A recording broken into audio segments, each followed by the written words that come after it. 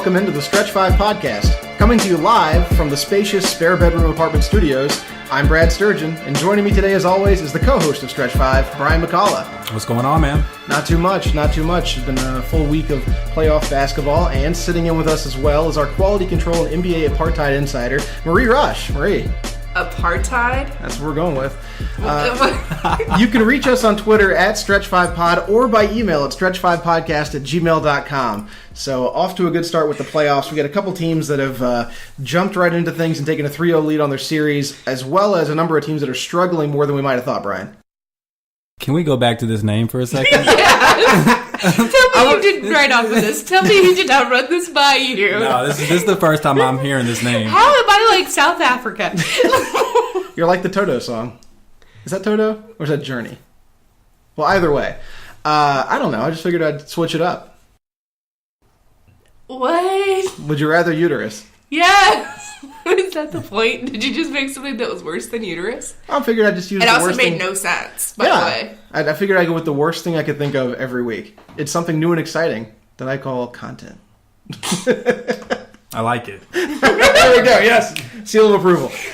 So we're back into the playoffs. We started it obviously last week, but things were just starting out then, and now we've got a number of games under our belt. 3 games for most of the series, 2 for the others.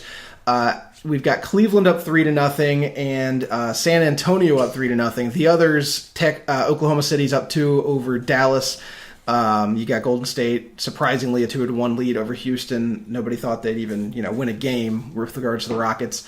Toronto's up 2-1 over your Indiana Pacers, Brian. Not mine. Just hoping that they win the series. That was your upset pick. It was my upset pick, yeah. Atlanta is up 2-1 over Boston after an unbelievable 40-plus point outing by their point guard, whose name I am already... Isaiah Thomas. Thank you.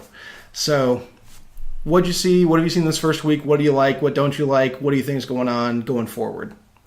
I mean, for the most part, it's been what we expected. We have the Cleveland Cavaliers handling business, going up 3-0. We got the Spurs handling their business, going up 3-0 as well. Mm-hmm. A little surprised that we see the Warriors drop a game, but of course they're playing without Steph Curry, who's dealing with that ankle injury. He's been out the last 2 games. They're expecting him to play in Game 4, so we'll see what happens with that series. And as far as the rest of the series, it's pretty much what we expected. Close matchups. You have Toronto and Indiana 2-1. You have the Hawks and the Boston Celtics 2-1. And then you have the Heat playing the Charlotte Hornets tonight, looking to go up 3-0. Yeah, that's going to be... I think that might actually be the least competitive game of the night, even though you've got a couple other series. I don't think Portland, as it's currently constituted, poses too much of a threat to the Clippers. I think the Thunder are just going to beat the living crap out of Dallas going forward. I think they've had enough. After that embarrassing loss they suffered, they've come back, they walloped them in Game 3, and I don't think, even with Dirk Nowitzki, even if he plays out of his mind, I don't think they stand much of a chance anymore against a really, what should be, a very, very dominating Oklahoma City Thunder team compared to the rosters, were depleted and old roster of the Dallas Mavericks. Yeah, coming off a game where Kevin Durant missed 26 shots, it's almost like he turned on a switch and was like, all right, let's not play any games anymore. Let's go out there. Let's get this series over with so we can get some rest and wait for the next opponent. Now, speaking of teams that aren't going to get any rest, because it wasn't just games that were played in series that were begun this week, we also had a couple coaching changes, and we had 2 major switch-ups. With Scott Brooks going to Washington, and then, of course, Tom Thibodeau the former coach of the Bulls, going to Minnesota, where he's taking over a program that's full of names that people know, full of names like your Wiggins, your Karl Anthony Towns, my boy Shabazz Muhammad, Ricky Rubio, all these guys that people know, and bringing in a system that I honestly don't think is going to work very well. I think it's a very similar situation as to when he got to Chicago. He's got a point guard who might have injury issues like he did with Rose. He's got a team that has a lot of talent, but is kind of young, kind of rough. He's probably going to implement tough-nosed defenses, probably going to implement kind of a slow-down offense, take it off the drive kind of offense. I'm just not sure that with that group of players, with all those pieces, I don't know if he's going to blow it up or what, but it doesn't seem like it's a fit that's going to do much more than what he did with the Bulls. And the fact that he is also team president, gives him the ability to blow up the roster, to make the changes that he wants to do in order to bring in the players that he wants to have on the team. But at the same time, I almost look at it as it could help Minnesota as him being the head coach. Whereas they have an offense, they have shooters, they have guys that can get their own baskets. Maybe all they need is a defensive-minded coach to help them on that side of the ball. Yeah, I could see that. The other concern I have is just how loaded the West is, and if he tries to rearrange the roster in any way, shape, or form, he might run into problems because you really can't. Like, you can't be just a really good team right now in the West. You have to be great like the Spurs, the Thunder, the Warriors, or you're just garbage, pretty much. Unfortunately, that's the way it is because of how dominant the top 3-4 teams are, not to mention the Clippers, It'll be interesting to see if they can get free agents to go there. It's Minnesota. Well, they should be good, though, because they're young and they're really talented. You got Towns, you got Wiggins. You've got a million guys in that team who should make them a playoff team next year and potentially, maybe a playoff team next year and a contender going forward. I think, honestly, in 3 to 4 years, they'll be one of those teams that kind of contends for the West. I don't know if they'll be able to overcome the Spurs, the Warriors, or whoever it is that ends up on the top of the West at that point. But I do think they're a team that has the talent and has the scoring to make other teams have to stop and take notice. So yeah, definitely with their core and their young nucleus with Towns and Wiggins, they have the opportunity to be a team that can compete in the West.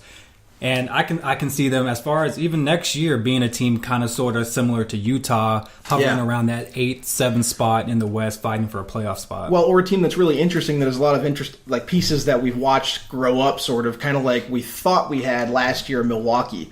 When we thought that team had a lot of talent and a lot of interesting guys and a lot of people you knew who came together at the right time, made kind of a run at the playoffs, and unfortunately this year blew up. But that's how it goes in the NBA sometimes. This team's got Ricky Rubio. It's got my guy Tayshaun Prince from Kentucky, played a million years ago for the Wildcats. Of course, Towns also a Wildcat. Wiggins from Kansas. You're looking at Shabazz Muhammad, as I mentioned. Adrian Payne from Michigan State. I believe he was part of that one class at MSU who was Tom Izzo's senior class that didn't go to a Final Four and was the only one to do so. You had Zach LaVine from UCLA, Tyus Jones from Duke, Kevin Garnett from wherever the hell Kevin Garnett came from. I don't know where he came from. Straight out of high school. Yeah, straight out of Compton or high school or something. Gorgie Jang from Louisville. And then a whole bunch of Eastern European guys whose names I can never pronounce, so I'm not going to try. So, Marie. Yes. What is it that you're excited about this week in the NBA? Not to leave you out to hang out to dry or anything. I just hate you. Can that be what I'm excited about? Is the hate that runs through my body for you? That's something, sure. Give me a hot take, What do you got? Well, okay, so I did actually catch a couple games.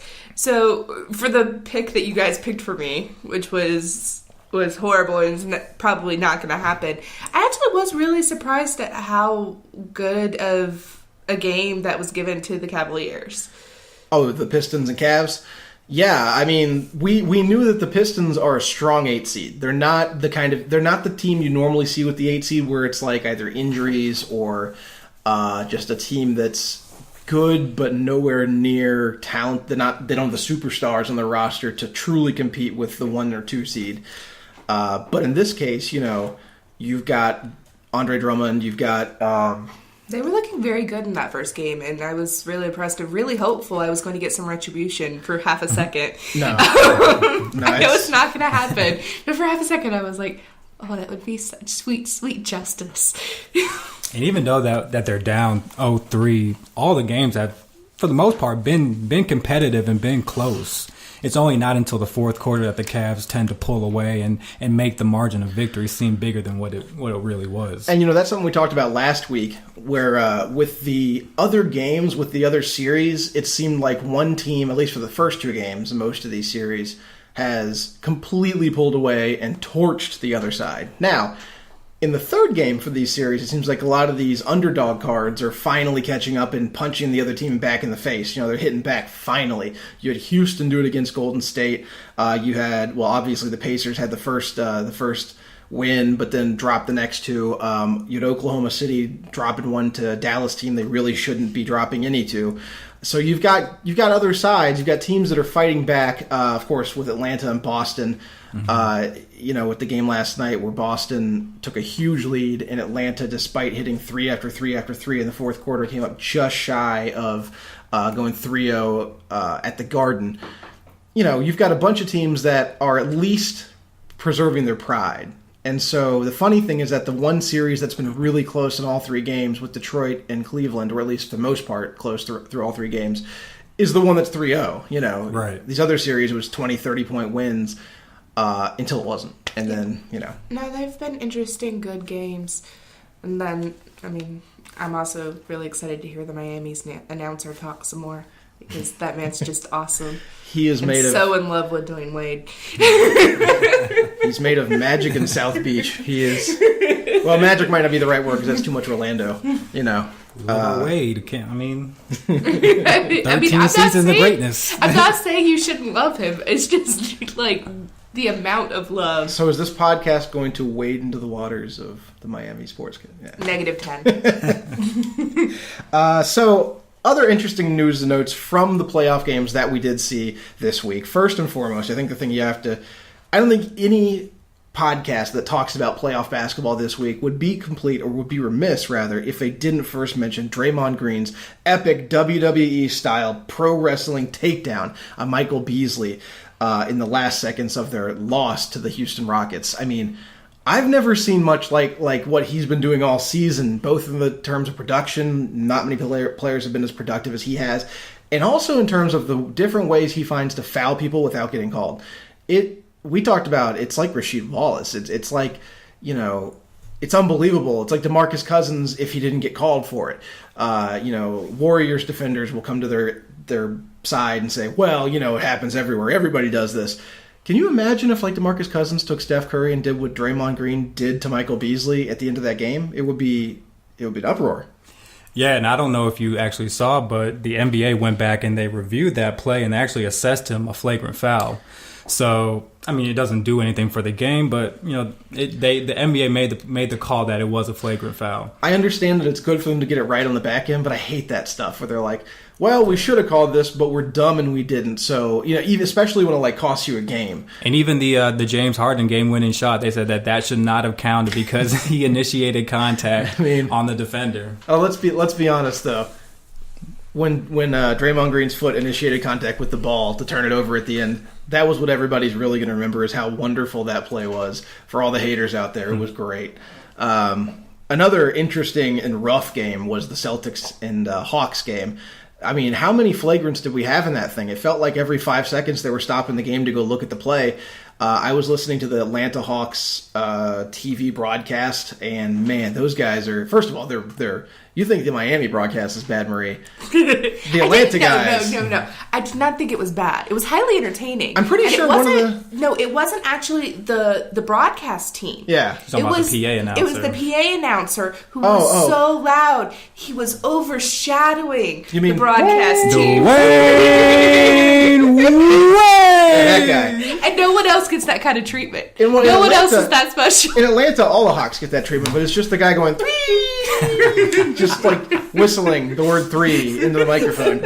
But they were going back and forth. So this is not a real, every time I heard the Atlanta guys, and it's really bad. There's some cooking going on. When one of the guys who used to be on the broadcast team, I have no idea if he still is, was named Hometown. That's one of the guys in Atlanta's. One of the broadcasters' his nickname is Hometown, and they put him on the broadcast. I'm like, well, okay, that's just what? Hometown Brandon something or other. Not going to name drop him because I don't want to get in trouble. But yeah, I'm not familiar with that name. He's one of the Atlanta guys. He does a whole bunch of stuff. I believe he does Brave stuff now, and I know he does some football stuff. But he took you through, I believe, the NCAA tournament with one of the local stations here, and he does the NBA as well. He's all over the place. He's really successful, so more power to him. But his name is Hometown. Like, that's crazy that you have a guy named that, and you're purporting to be any kind of sports broadcasting station. But that aside, one of the things I heard them say, he's hitting on his nickname a little hard for no reason. Like, maybe his grandma called him Hometown. You don't know. No, he's called that because he was a producer forever and an intern, and he was such a homer that they gave him the nickname, I think. But even if that's not the case, I don't care. The point is, in the Atlanta broadcast, they at one point said, I kid you not, of the referee stopping the game to go look at the replay because they had to assess whether it was a flagrant foul. He said, are they going to stop the game? I mean, is it going to be a flagrant foul every time someone hits somebody else on the face? You got to think about who's talking there. It's Dominique Wilkins. So, I mean... Oh, no, it was the other guy. It wasn't Dominique. It wasn't the color guy. It was the play-by-play guy. Yeah, he's annoying. Oh, He's annoying. You said that real fast. So let me, for those of you at home, color he did analyst. not say... Color analyst. You did not say what you think he said. The color analyst guy. Who happens to be black. But he did not say what you think he said. It's a slippery slope on this broadcast. No, but they were talking about the flagrant fouls because they kept stopping it. And they did stop it a lot. If you watch the game, it really was like 6 times they stopped to go look at it. And there was the one particular play where the Celtics had the ball, time was running out. They're trying to run some kind of play, and their point guard, whose name I still can't remember because I'm absolutely... Isaiah Thomas. Thank you. Isaiah Thomas drives the ball, goes up for a shot. The Atlanta defender goes up with him, but he fakes it. And so the Atlanta guy's in the air, brings his arm down. I think it was Schroeder. Brings his arm down, rakes him across the face, and it actually knocks his headband askew. And so you have this funny shot of Isaiah with the grin and the headband halfway on, kind of resembled LeBron at one point last postseason. Refs go to look at it. The Hawks make that ridiculous call where they're like, "Oh my God! Every time you hit somebody in the eyeball, is it going to be a foul now?" I thought this was the playoffs. It kind of reminded me of Randy Marsh from South Park. I thought this was America. I thought you could just hit people in the face for no reason. How's that a foul already?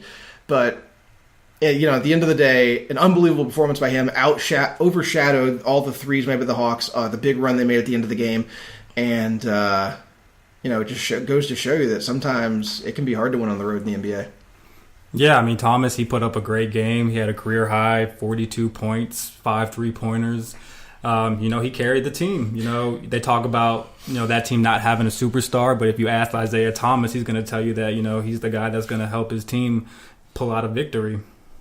One of the other things, injury-wise, that's happened is with Steph Curry, of course, and his ankle. We talked about it previously.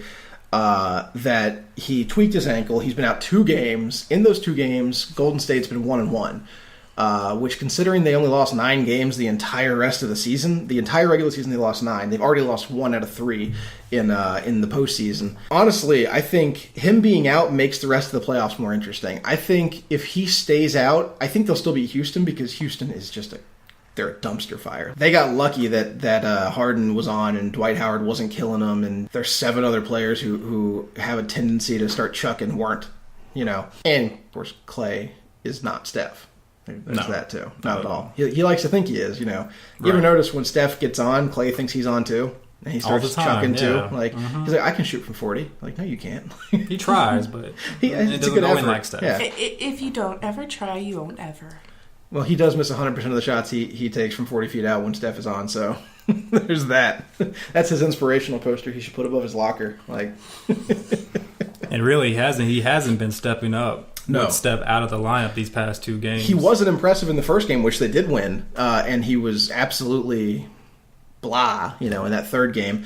Draymond Green, on the other hand, was good, but like I said, he decided that he was playing rugby instead of basketball, and somehow didn't get whistled for anything in the moment. And even with Clay playing bad and Draymond, doing what he does, they still had a shot to win the game at the end. So, serious question: if this keeps up and Curry still doesn't come back the next game, how far do we have to go before they start labeling it Anklegate? Anklegate? Anklegate. We've had. Spygate, we had Bountygate, we had... But those were all football. Yeah, we had Deflategate. It's the football people who like the gate thing. Oh, they're all into some gates. Well, I'm just wondering, because they take their sports so seriously. So the question is, how long before basketball people start taking that seriously? I mean, like, there's already articles popping up on like MSN and stuff about nothing more than Steph Curry's ankle. On MSN of all places. Yeah, like, so that means that there's more than one article about that. So, like, how much you want this on, like, national TV news? Yeah. Is that what you have? I want on First Take. I want a, Are you saying there's like a conspiracy to his ankle? No. I'm not. You're gonna have like a little counter down at the bottom. They're like, we're standing out here. It's been 28 days since we've heard anything else about Steph Curry's ankle. To be honest, that's kind of what I expected. Like, that's how they tend to. It tends to be way overcovered. Any kind of little angle they can take to make it into an interesting discussion. But basketball isn't football. No, people don't care enough, unfortunately. Except for us. The people who care about basketball care very much. Yes. But it's just football is football and basketball is basketball, and nobody's gonna go on NBC Nightly News about Steph Curry's ankle. No, it's not that serious. They should do a sideline interview of his ankle. Just hold a microphone to it, and it's just a foot. And you're just like, "What are we doing?" It would be just as interesting as the other sideline interviews they do. Yeah, well, no, it'd be just as interesting as when they interview the coaches. What do you think, Coach? Well, we got to give more effort and just try hard every play and defend your square. Defend your yard, defend your box. Keep fighting, keep running, keep grinding. Right. What? Just a bunch of garbage. Yeah. No, it's just the kind of nonsense. Garbage. Yeah. I was just trying to figure out whether he said writing or riding. I'm like, what? No, keep grinding. Grinding. Sports Okay. cliches. Now on Stretch 5. At Stretch5Pod or Stretch5Podcast@gmail.com. Still looking for those donations. Haven't seen any yet. Yeah. Yeah, where are those big sponsors at? Gatorade. I'm talking to you. Come on. I almost said haterade about like how negative you're being this podcast. You are negative. full of haterade today. I only hate Steph Curry and Draymond Green and referees. Yeah, like And the Hawks. you have a lot of haterade in here today. Is it in you? Yes. The answer is yes. There's a couple games that are set to go today. 4 of them. We have the Pacers and Toronto Raptors. The Heat are playing Charlotte, OKC in Game 4 against Dallas, and the Clippers in Portland. Any surprises you expect there, Brian? Anything you think can happen that's going to be out of the ordinary? Well, right now, Toronto's making me eat it. I know. I said on the last podcast that they were trash. I'm still sticking that Indiana's going to come out and win that series. It was embarrassing how they came out in their home opener just to blow that game. They were so flat. So I'm hoping that they take this next game at home and come out with a sense of urgency. It's really been Nothing else for your pride. Yes, just help me out. Come on. Well, I mean, I picked Dallas over OKC, and after Dallas won that one game, I watched that third game in the series, and OKC blew it open against the Mavericks, and Dirk Nowitzki looked 90. It was just. So I was the only one with some hope here. I was like, my awful pick that I didn't even pick had hope. You're the one worse off than both of us. You're 0-3. There is hope alive in each one of these games, though. Unless Stan Van Gundy's mustache suits up and takes the court, air stash. There's no hope. There never was hope. There never will be hope. I can hope. So another thing we talked about, something else interesting, not really in the news so much. Well, I guess a little bit. It had a news cycle. Was this whole OKC versus Dallas thing where the players on one team are dancing and celebrating before the game starts, and the other guys are like, "Come on, man, what are you doing? Like, get out of my space. Like, I'm here. I'm warming up. I'm getting ready. Eat it." And they sort of blew up into this discussion of like, well, should players be dancing? Well, should there be excitement in basketball? Should we have fun in sports? Should entertaining sports be entertaining? However you want to frame it. And it brought to mind the same discussion we had about Major League Baseball, where we had players, particularly of one ethnicity, celebrating after a home run or after a big play, and then subsequently being beamed overwhelmingly by players of the other ethnicity, white players basically hitting Hispanic players more or less. In this case, it's more young and old. It's a different kind of divide, and it brings more to mind the way we have sort of ageism in the NBA, where you've got old players from Michael's generation, the guys from the 90s, were not friends. They did not like each other. They hated each other, and they wanted to put it to one another. They wanted to absolutely cut their throats, knock them out, just knockout punch after knockout punch and take away all their hope. This last generation, they still want to win. But your LeBrons, your Wades, not Kobe because he was trying to emulate the old guys. But most of the rest of the superstars in the new generation, the guys from LeBron's time, are friends. They want to hang out. They want to be together. They want to, be buddy-buddy after they play each other in the games. And what's interesting to me is if you think that's going to be, changing again, if it's cyclical or if we just have a couple players who are trying to buck the trend. Yeah, and to me, Kobe was the last of a dying breed. He was part of that group where, he was a competitor, but he hated his opponents on and off the court. He was all about winning, and that's all he thought about. But nowadays, we talk about, LeBron and D-Wade and KD. And, they call it a brotherhood, they call it a brotherhood. They're friends, on and off the court. But, they're competitors. When they get on the court, they'll battle against each other. But at the end of the day, they call it basketball. It's a game. For me, it makes sense. In the 90s, you had a nucleus that stayed with its team for a lot longer. You didn't have people bouncing around from city to city in free agency. Kind of. Well, kind of. Kind of, because the team that was doing that was the team everyone hated. Because you had the Bulls, and you had Michael, obviously, and Pippen, but you picked up Rodman, who came over from another team, from a rival team, and really took them to another level. From another very good team. But a team you don't know. No, I do. I watched that 30 for 30. I watch a lot of documentaries. So if I start pulling out old stuff, it came from a documentary. So, oh, now you're thinking. Yes, because they were very physical, that team. Were they? Yes. You know the name of the team, you rat bastard. I know you do. You're just leaving do I? me. Am I leaving you hanging? Yes, because you watched that show with me. They're the team you picked to beat the Cavs. Pistons. Detroit basketball. I knew it was in a state with snow, but I couldn't really say that and sound any smarter than I already did. That's honestly most of the association, oddly. They're in a state with snow. Is that true? It's got Minnesota. It's about half, maybe. Would you consider Portland a state with snow? I'd say yes. More rain. No. Yeah, more rain. They're like the same type of weather system as Seattle. Yeah. They don't have a whole lot of snow. We've definitely got at least... Okay, I see at least 2 series that are snow series in the playoffs right now. Because you've got... It's April, man. I just heard this conversation in such a fantastic way for myself. No, because you've got Cleveland and Detroit, and those are 2 snow cities. And then Toronto and Indiana, those are definitely 2 snow cities. Yeah, for sure. Yeah. San Antonio, Memphis, not so much. Dallas and Oklahoma City, not so much. Portland and the Clippers, not really. Houston and Golden State, nope. And then Miami and Charlotte is the Sun Bowl. Only in Charlotte, maybe. The only split is Atlanta, Boston. But really. they shut down as bad as Atlanta did that one time they got snow. Yeah. Yeah. Snowpocalypse. In non-basketball news, unfortunately this week was not a good one for...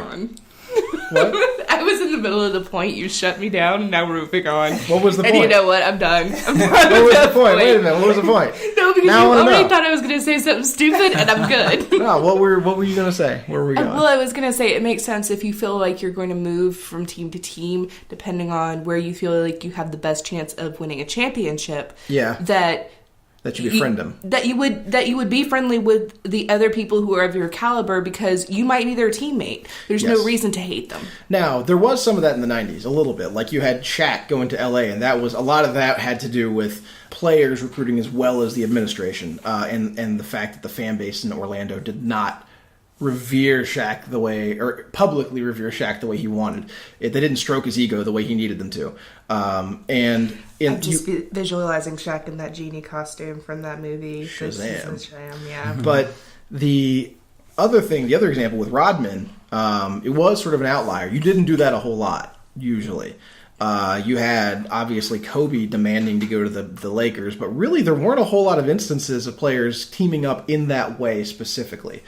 Until basically Orlando. Orlando sort of kickstarted a pre-Big Three kind of movement.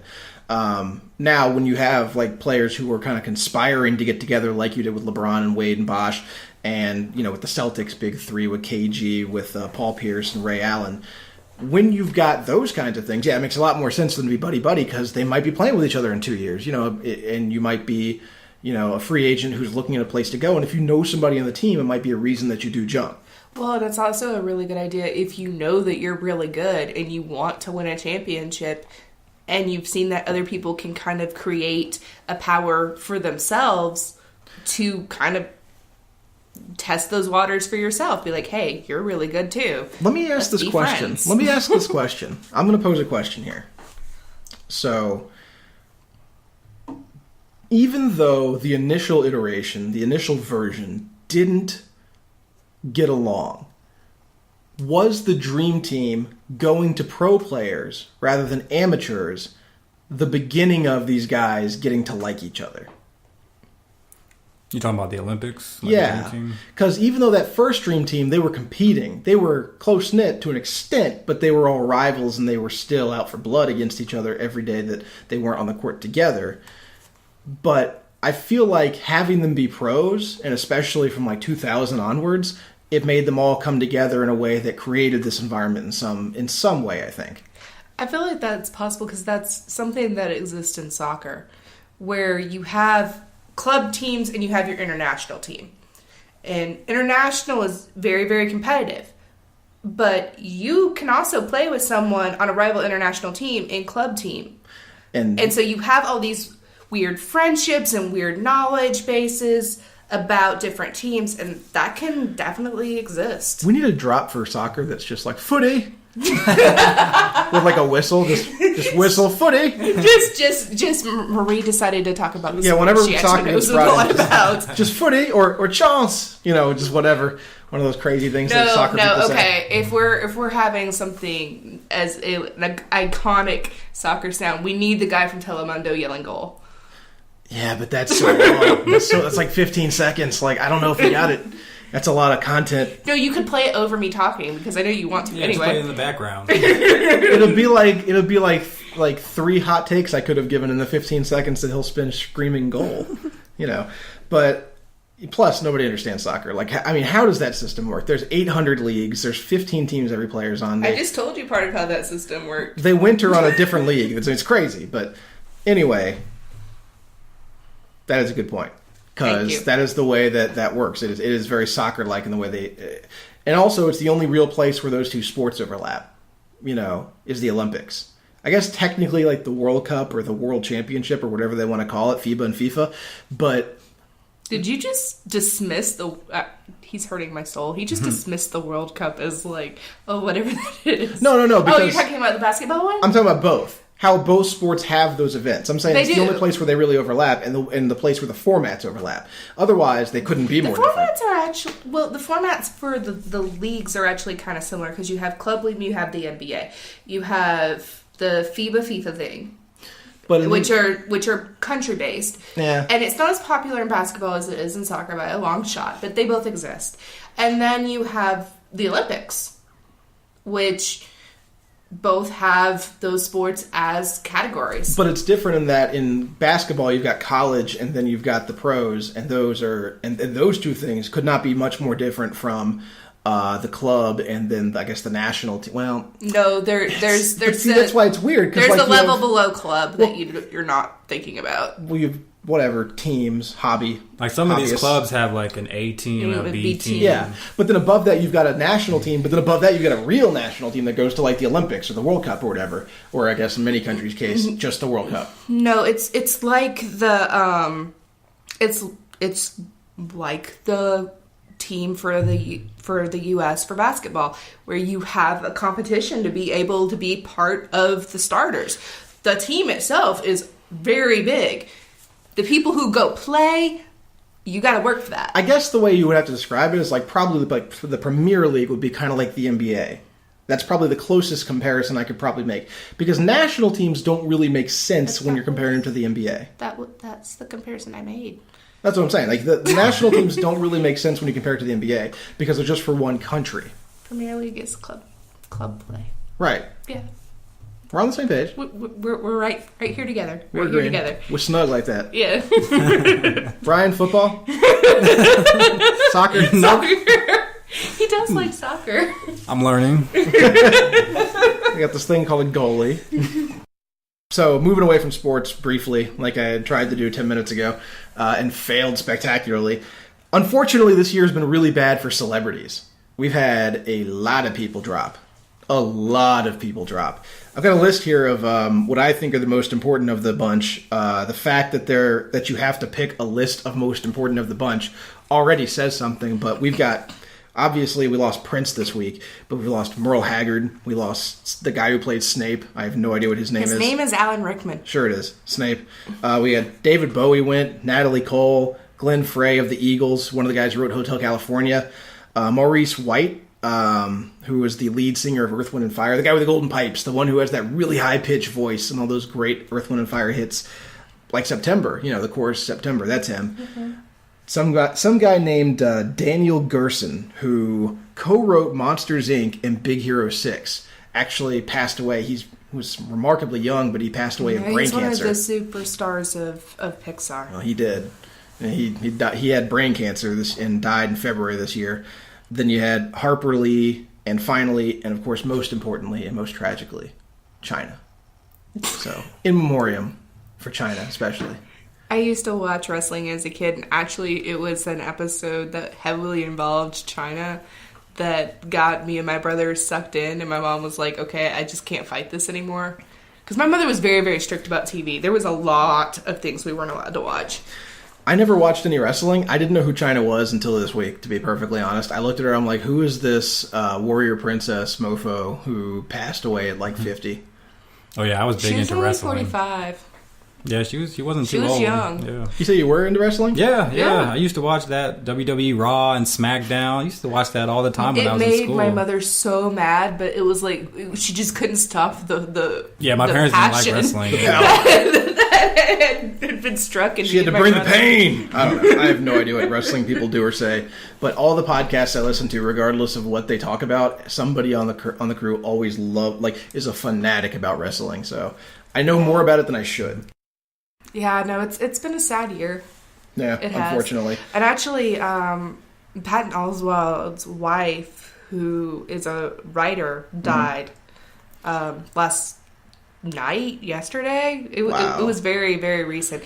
And then I couldn't remember if she was the person who did Serial, and so I got really freaked out, and I still haven't found that out. Whether or not she's the person. She sounds young, the one who does Serial. Yeah, no, and his wife was very, very young. Her last name is McNamara.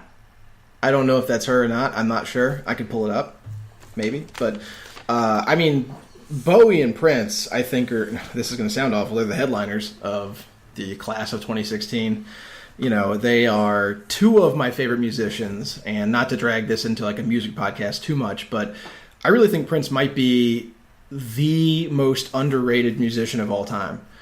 I really, he was appreciated when he was around, but his music is unbelievable. Even if he released 50 freaking albums. He actually released 35 albums.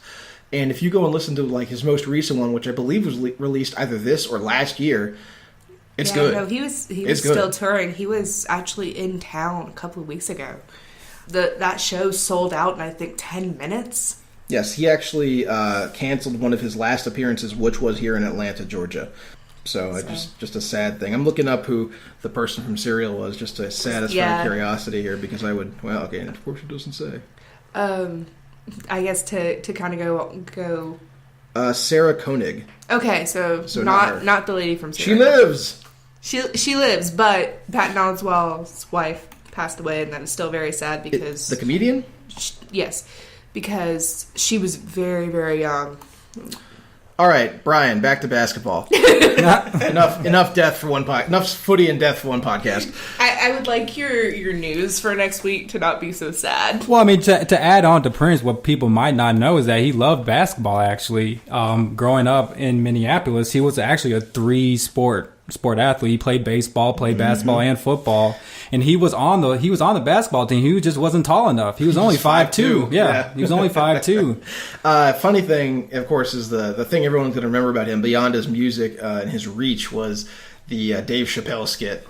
Yes, yeah. true Actually, Hollywood stories, which Marie had not seen until No, this because morning. it goes back to my mom didn't let me watch anything. Yeah. So I've actually never seen any of the Dave Chappelle show. Not for lack of trying, but yeah, I just never got to see it. We had to go through the Prince episode and the Rick James episode, of course. Yes, those are classics. Unbelievably funny. Because There's so many others too, but he looked at me at one point this morning and he was like, "Blouses win," and I was like, "What? Yeah, I was like, game? Are you talking about?" Game. Blouses.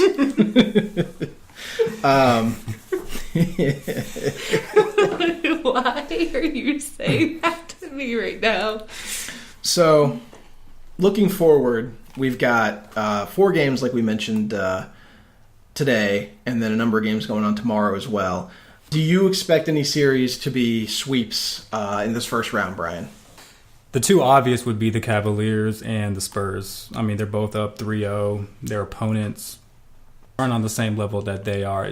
Detroit has played well with Cleveland for the most part, but Cleveland just has too many options that Detroit has to cover in order for them to win a game. Well, since you're being nice about it, I'm going to say I think Miami's the best shot at a sweep. Since you're not just harping on your boys.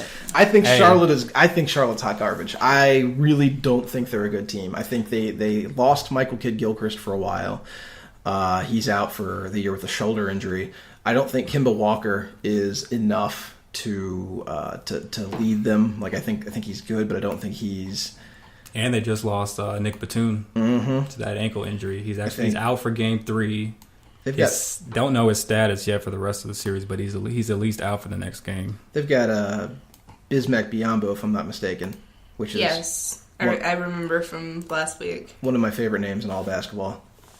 And they have one of the guys I hate, which we discussed last time. They've got Kaminsky from Wisconsin. They've got Tyler Hansborough from UNC. Kaminsky, he's been nothing but hard garbage for this game, with this series. I mean, he's been playing 18, 20 minutes a game, and he's not putting up any points, hardly any rebounds. He's not doing anything while he's out there. He's a rookie, though. I mean, I think a lot of times, but they have other options though. They have Spencer Hawes off the bench. Now, I would play him over a rookie Kaminsky. This is a series where they could really use Justice Winslow, quite honestly. And unfortunately, Michael Jordan decided that he wanted. Thanks, Frank Mike. Kaminsky. Yeah, Thanks, right? Mike.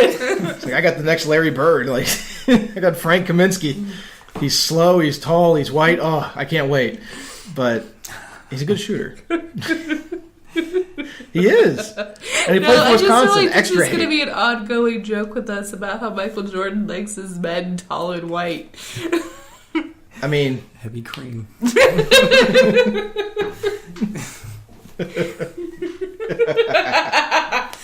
Everybody backs away from the mic. It's like, I don't want to be the one to take this joke further. I'm going to go back here. Michael Jordan likes his memes like he likes his contracts. Crying? In tears. It's even worse than that. Yeah, in tears. In tears. That's a pun, folks. You haven't noticed Brad likes those. I love puns. Doesn't everybody love puns? Is it just me? It's not just you, but you know in Germany they've decided that is a crime. A crime and a mental disorder. I have friends who would agree with that for sure. No, I think the Heat are going to end up sweeping the Charlotte Hornets, and of course I say that, and naturally they're going to drop one like now. That's how this works. Thanks, Brad. Sorry, but Kaminsky's had a kind of okay just admit season. it, man. Hot garbage. Hot garbage. This season, 7.5 points. You don't need to get this fired up, because last time you got this fired up, you thought the Raptors were going down in flames. That's true. They still have a shot of going in flames. He's playing 18.5 minutes. He's scoring 2 points a game. We got 1.5 rebounds, 1 assist, no blocks, half a steal. Yeah, he needs to sit down. That's pretty bad. Now, part of that might be injury from the other team, or for his team rather, his roster, and so they might be focusing more on him, because my guess is no, they're not focusing on Kaminsky. No, man. No. I'm saying more focus. No, he's not a threat to them. He's not a threat at all. I think the thing that he does is he feeds well, or he did in the regular season, off of the other guys who are chuckers. And there's so many guys who chuck on that team. That team is just a die. It's a die you roll, and if it hits sixes, then you're screwed because they're hitting all the threes and all the crazy circus shots are going on, and Kimba's throwing one up over his head and it's going in somehow. But a lot of times they're all snake eyes. And this series, that's what's happened. They've been shooting like nothing. They've been hitting nothing. They can't defend worth a crap, and the Heat are just rolling right over them. They're making Whiteside look good. I can say that much for sure. Mm-hmm. Wade's back he's back in the kind of form we haven't seen from him in a couple years, in the playoffs at least. Certainly not since LeBron was there, and probably not since the championship run a number of years back. Is this game back in Miami, or is it this one is going to be in Charlotte? This will be the first game in Charlotte. This is game 3. So game 3. Because the format's it's 2-2. 2-2-1-1, is that right? 2-2-1-1? Yeah. That's 2 games at the top seed, 2 games at the lower seed, and then 3 games back and forth between the seeds. Which is why home court is so important, because if you are the lower seed, you've got to force it to Game 7 in order to have a home court advantage. That's why they always say when the lower seeded team wins one of the first 2 games that they stole home court. Because essentially they can close out the series at home. Yes. And Maria is looking at me like I'm speaking in German right now. Although actually probably you'd understand German better than what I'm saying. This is actually how you look at me during World Cup when I'm like, and we're in round robin? And group B is the group of death, and he's like, what? Normally I just look at you and I go, footy. Chance. He scored a chance. But we can't help that all of our announcers are from the UK. They all talk the same way, except for the one Irish guy during the World Cup. Look at that one dude who sounds like a Tony? leprechaun. Yeah. Oh my gosh. Yeah, no, he's awesome. He's wonderful. I love his voice. Speaking of things I love, or don't love in this case, will Embiid ever play? That's a question we had. He's been on the bench for the last 2 seasons, came from Kansas, highly regarded. Hurt his foot, re-hurt his foot. 7 feet tall, looks like a project, looks like a guy who might never see the court. Would you put money down on him ever playing in the NBA, Brian? As far as a second in the NBA, yeah, I would put some money down. As far as would he be successful, I don't know. When it comes to foot injuries and big guys, those are really hard to tell. Yep, he was lauded as the next great thing, the next. I try to think who was they described. They compared him to somebody when he was in college, when he was coming out. They're like, I think it was like Kareem. Like it was something crazy. Oh, yeah. I mean, he's good. He was good when he played, but that person needs to be fired. Kareem. No. At Kansas, he was good, but he was like even when he was healthy, I watched him and I wasn't that impressed. I was like, I mean, he's got some of the skills that might translate someday to something, but. He's on the books for $4.5 million right now with Philadelphia. I mean, you've got a wealth of talented big men on that team as well. With Jahlil Okafor obviously from Duke and Nerlens from Kentucky. Those two, well, Nerlens and his proclivity for his love for destroying apartments or houses or whatever that thing was. What? Oh, you didn't hear about this? We don't know what you're talking about. Oh my gosh, Nerlens Noel was kind of caught in the act. Him or one of his boys. It's not really clear at this point which. The landlord is suing him because he destroyed the house. He was living in a place, paying rent, and when recent? This was like 2 or 3 weeks ago. He destroyed the place, tore it apart. Like there was all the toilets are backed up with stuff. They're like, that's not even like the plumber came out and said you're gonna have to just replace everything. Like we're gonna have to pull out all the piping because it's that bad. The walls were covered in what they called feces, so there was Gatorade stains and all the carpets everywhere, just junk, just disgusting. The kitchen was a nightmare. And when he was approached about it, he was very dismissive. He's like, "No, of course I'm not going to take care of that." And so when the landlord came back by after discussing this with him sometime later, he found a tombstone on the front step of the house, which he took as a death threat. And so now he's suing Nerlens Noel. I haven't heard that story. That's I mean, unless your favorite pet just recently died, I don't know how a tombstone on the front door of the house is not a threat. I think he just said, all right. Like, I would just like to throw that out there. I mean, I think it might have just meant for the house. Like, they had the house had definitely... Only you would put a tombstone on a house for the house is dead. That was a threat. And I was looking at their roster and trying to find something positive, and... I mean... Philadelphia's roster? I mean... Good luck. It's bad. I'm looking at like Elton Brand. I'm looking at Embiid on the bench. I'm looking at Carl Landry on that team. There's no plan. You look at that roster. There's no plan there. Kendall Marshall's on that team. What are they doing? Nick Skouska. I mean, it's just one bust after another. Like the entire roster.